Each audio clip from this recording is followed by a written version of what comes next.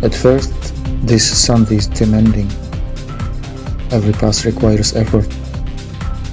The more I come back, the more times I get stuck and ride it out, the more I start to enjoy it. Suddenly, it's no longer a problem.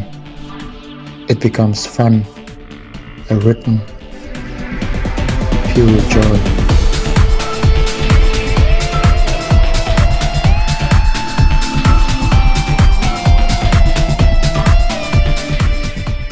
And somewhere far away on a big motorcycle, in the same kind of sand, that moment comes back. And you know, none of this was for nothing.